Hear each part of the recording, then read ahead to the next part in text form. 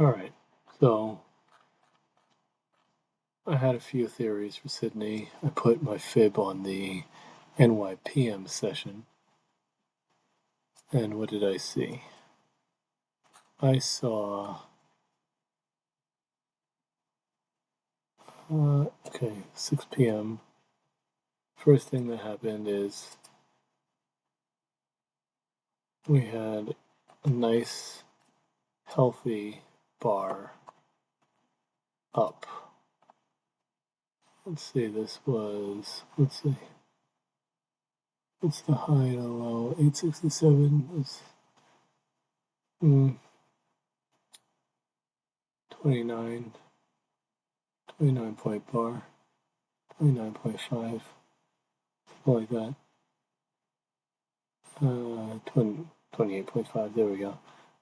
Okay, so first things first, I saw this wick into this and reject, plus I said that this rejected the 618 on the long-term fib, plus I said, according to my, and I have to make this bigger, this was the 786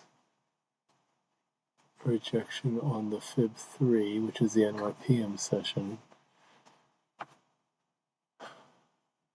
And I think when I put a Fibonacci on the whole thing, I found this to be, I think this was a 0.6618 rejection on that too, because this was pretty close. 786, you can see 786, 786. So I said, I think I was getting ready to take this for shorts. Yeah, it did that. I said, all right, yep, and it did this, and I said, all right, it's definitely coming back down.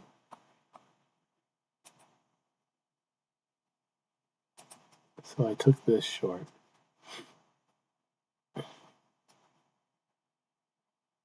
It looked like this was serving as a little bit of a resistance. It's like it couldn't reach up any higher. Opened and it came down. Honestly, it couldn't even wick higher. So, I don't like that reasoning in retrospect, but still, it worked. It rejected this area pretty mightily. It was a 618. Plus, it was served as support. So I said we're coming back down. Sorry, served as resistance. So we're coming back down. And that's what we did. Create our first presented fair value gap. I think I got out somewhere around here. 61. Yeah, I got about 20 points out of this one. I took it on 1 micro. It wasn't anything serious. I should have stayed in. I just trailed it too heavily. I could have at least taken it down here to this, to the new day opening gap. That's where I should have taken it to. But I didn't know what was going to happen. I guess just trail it after the first presented. And honestly, if I had trailed it behind the first presented, which would have been in slight profit, it would have been exactly what I needed to do. Because it bled right through. It wicked through, came up. As a matter of fact, I'm not watching this with the fib, so let's do that.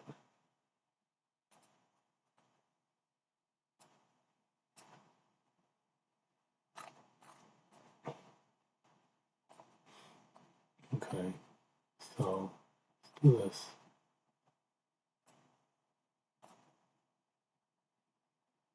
Alright.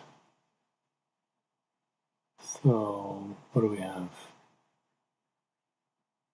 This rejects the 0.5 on the short term, rejects the 236 on the long term. It's coming back down. There you go, boom. It might have taken me out, but if we watch that, let's watch that again a little bit slower.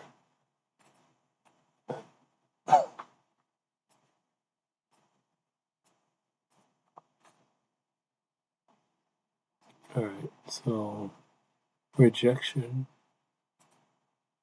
here, rejection of the 0.5 on the short term and the intermediate term, plus rejection of the first presented fair value gap. It's a prime entry area for a short. And during a macro, boom. Boom, take that down to here.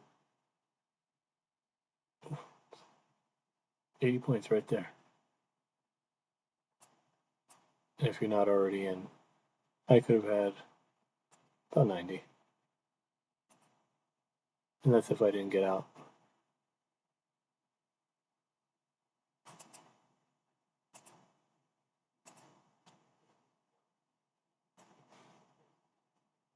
What was your move? And honestly, you're basically, you could have been, I would have been done with it for the day with that.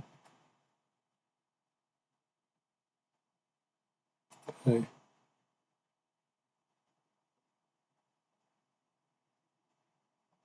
I have to figure out how to make this long term go down here. I know it's not an intermediate term.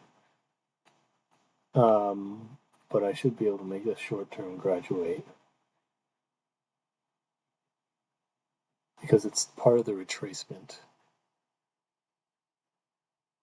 I'll have to see what I can do about that. Luckily for me, in this case, it's not that far. It's 15 points, but still.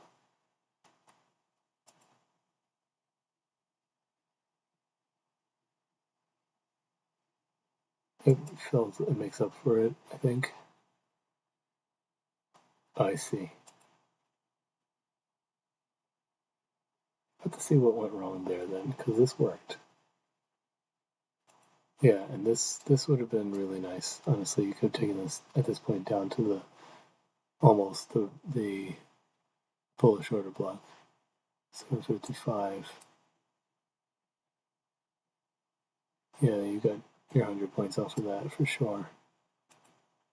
If I stayed in, I would have been up to 100 points. This maybe come to the bearish breakaway. Honestly, I was working at this point, so I missed everything from here on.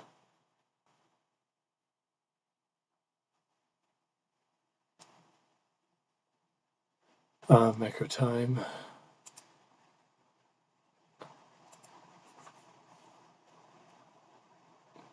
Still going up. 650 reversal. 780.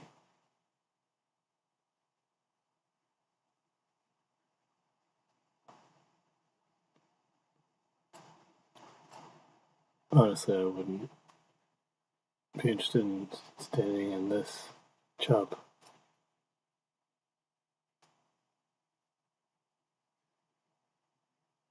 Yeah, I might reject. Drifts a little bit, but doesn't go far. It was a breaker, I think, here. Wasn't too interested in it.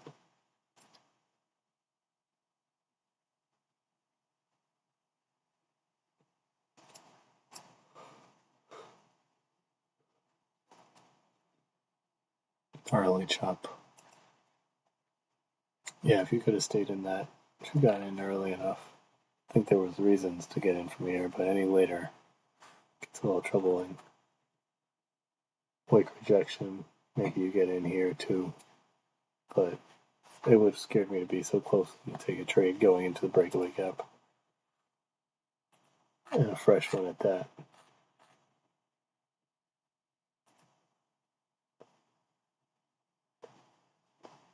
And then this is your 8 o'clock move with your reject down. I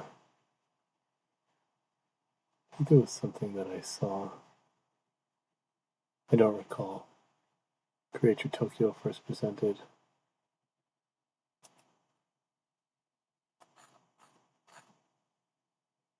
Is it that big?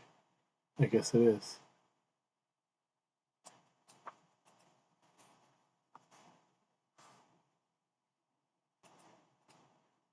down to 76. I think this one might have been a really good trade.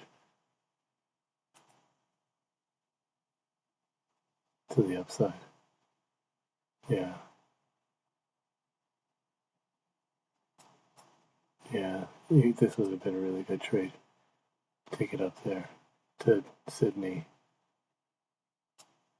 Which it literally stops on the consequent encroachment. Let me see. Was there anything to suggest the turnaround? Literally nothing to suggest the turnaround other than the rejection. The rejection of the outside plus the rejection of the consequent encroachment. That looks rather bearish to me. Boom, down. Just want to see that real quick. Where does that bounce happen? Rejection of the 50% on the short term. I would be interested to see, especially with a bearish, even though it's weak, it's also Sydney. I would have been interested to see how that would fall back to the downside. Get bearish again. Exactly. Especially down to this area. But those order blocks are looking kind of weak. I want to see what happens to them. Oh, you can take that. I think it just chopped from up and down at this point. Yeah. Oh, well, that's the opposite. So the reality is, depending on when you got in, if you were in like me, well, you get out there, but it could fall further. I don't know that it did, though.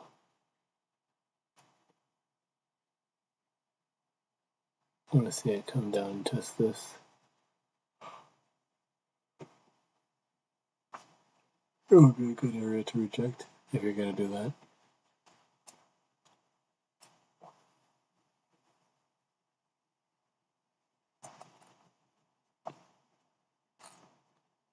Yeah.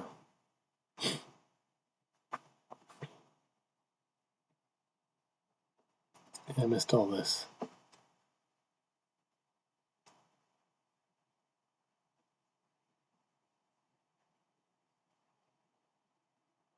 And then just starts chopping. Yeah. This is... I should be in bed by now anyway.